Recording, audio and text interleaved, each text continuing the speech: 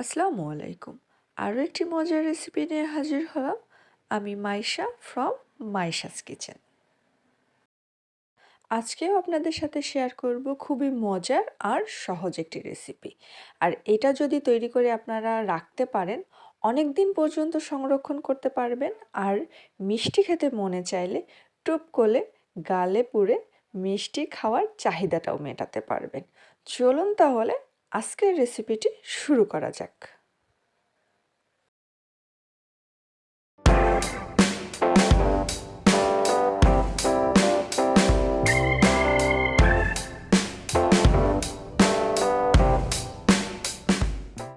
প্রথমে বটি আর বড় সাইজের একটা চাল কুমড়ো নিয়ে বসে পড়তে হবে কাটার জন্য।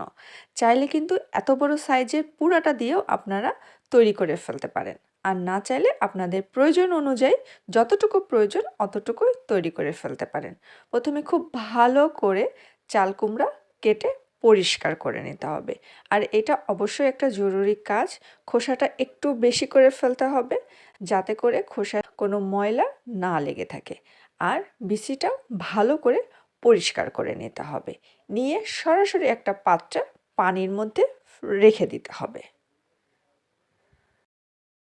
খুব ভালো করে ধুয়ে নিয়ে এইটা হচ্ছে জরুরি কাজ। সেটা হচ্ছে একটা কাঁটা চামচের সাহায্যে পুরা ছিদ্র করে ফেলা। এটা অবশ্যই করতে হবে। এই কাজটা বাদই দেওয়া যাবে না। এটা ম্যান্ডেটরি একটা কাজ আর কি। মানে একটু সময় লাগবে আর সাবধানে করতে হবে, যাতে করে চামচটা হাতে ফুটে না যায় সেদিকেও খেয়াল রাখতে হবে। একদম চারপাশ থেকে উপর দিয়ে নিচ দিয়ে চারপাশ থেকে আপনার হচ্ছে একটা কাঁটা চামচের সাহায্যে খুব ভালো করে কেচে নিতে হবে বা ছিদ্র ছিদ্র ফুটো ফুটো করে নিতে হবে। আর এটা একটু সময় নিয়ে ধৈর্য নিয়ে করতে হবে, কিন্তু করতেই হবে।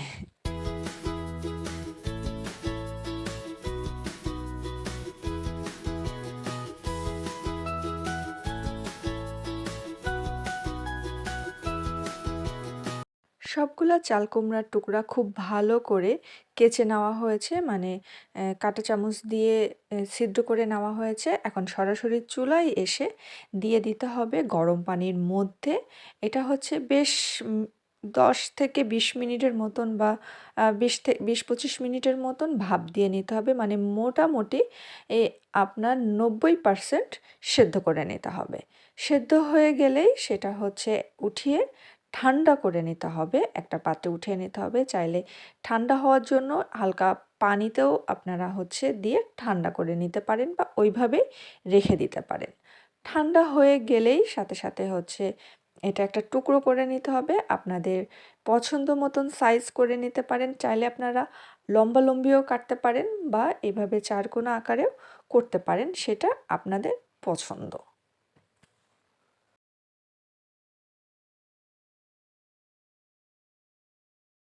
সবগুলো কাটা হয়ে গেছে। এখন একটা পাত্রের মধ্যে ঢেলে দিতে হবে।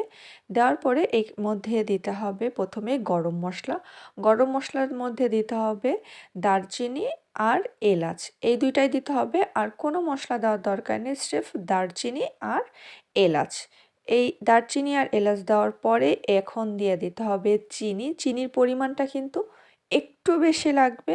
আপনারা যদি যে পরিমাণ বানাবেন তার ডাবল পরিমাণ চিনি লাগবে। যদি 1/2 কেজি পরিমাণ বানিয়ে থাকেন চাল কুমড়া দিয়ে, তাহলে 1 কেজি পরিমাণ চিনি লাগবে। আর যদি 1 কেজি পরিমাণ চাল কুমড়া দিয়ে বানান, তাহলে 2 কেজি পরিমাণ চিনি লাগবে। চিনিটা একটু বেশি লাগে এই রেসিপিতে। এইজন্য আপনারা সেই মাপ অনুযায়ী বুঝে দিয়ে দিবেন। এখন খুব ভালো করে আলতো হাতে আস্তে আস্তে নাড়িয়ে চিনিটা যাতে প্রত্যেকটা চাল কুমড়োর গায়ে খুব ভালোভাবে মিশে যায়, সেজন্য নাড়িয়ে মেখে নিতে হবে। তারপরে ঢাকনা দিয়ে ঢেকে রেখে দিতে হবে অন্তত 5 থেকে 6 ঘন্টা, মানে যতক্ষণ না পর্যন্ত চিনিটা গলছে। যদি তার জন্য সারা রাতও রাখতে হয় তাহলে রেখে দিতে পারেন। এই যে চিনি গলাটা দেখানোর পরে এই হচ্ছে আমরা চলে আসছি সরাসরি চুলাতে। এখন ওই চিনি পানি সহই কড়াইয়ের মধ্যে ঢেলে দিতে হবে। এইটাই হচ্ছে এখন মেন কাজ। এখানে কোনো গাফিলতি চলবে না, মানে হাত থামালে চলবে না। অনবরত একটু পরপর নাড়াতে থাকতে হবে। কারণ এখানে যদি বেশি সময় আপনারা নাড়ানো বন্ধ করে দেন, তাহলে যেহেতু এটা চিনির শিরা, পুরোটাই চিনি, তলায় লেগে যেতে পারে আর পোড়া একটা গন্ধও ছাড়তে পারে। এজন্য অনবরত একটু পরপর নাড়াতে থাকতে হবে।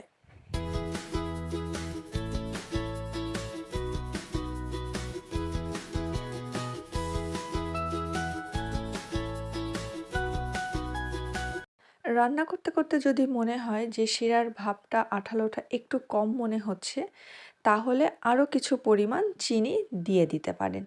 দিয়ে সেটা খুব ভালো করে নাড়াচাড়া করতে থাকবেন। এটা হচ্ছে মানে চিনির শিরাটাতেই পুরোটা রান্না হবে, আর যে রসটা ছাড়বে সেটা হচ্ছে আস্তে আস্তে যতক্ষণ না পর্যন্ত প্রত্যেকটা চাল কুমড়ার গায়ে লেগে আসছে ততক্ষণ পর্যন্ত এটা নাড়াতে থাকতে হবে। রান্না অনেকটাই শেষের দিকে চলে আসতেছে, দেখতেই পাচ্ছেন কালারও চেঞ্জ হয়ে আসতেছে আর চিনির শিরাটাও কমে আসতেছে। এই যে দেখলেই বুঝতে পাচ্ছেন আরও শুকিয়ে আসছে আর কালারটা আরও চেঞ্জ হয়ে আসছে। এইভাবেই নাড়াতে থাকতে হবে যতক্ষণ না পর্যন্ত পুরোপুরি কালারটা গোল্ডেনে চলে আসে আর সম্পূর্ণটা শুকিয়ে প্রত্যেকটা চাল কুমড়োর টুকরোর গায়ে লেগে না যায়। এই জন্য এটা শেষের দিকে আরও বেশি খেয়াল রাখতে হবে যাতে একদম লেগে না যায়।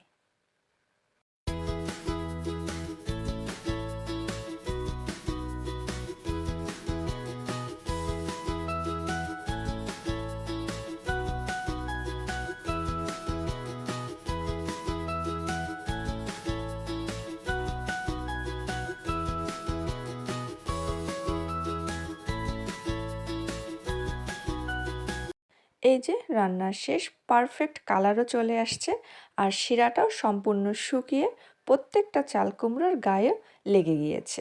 এখন ঠান্ডা করে নেওয়ার পালা। তৈরি হয়ে গেল খুবই খুবই মজার চাল কুমড়ার মোরব্বা। এখন একটি কন্টেনারে ভরে রেখে আপনারা অনেক মাস এটা সংরক্ষণ করতে পারবেন, ফ্রিজে কিংবা ফ্রিজের বাইরে যে কোনো জায়গায় এটা অনেক দিন যাবৎ খুবই ভালো থাকবে। আর এটা আপনারা যে কোনো নাস্তা আইটেমেও ব্যবহার করতে পারবেন।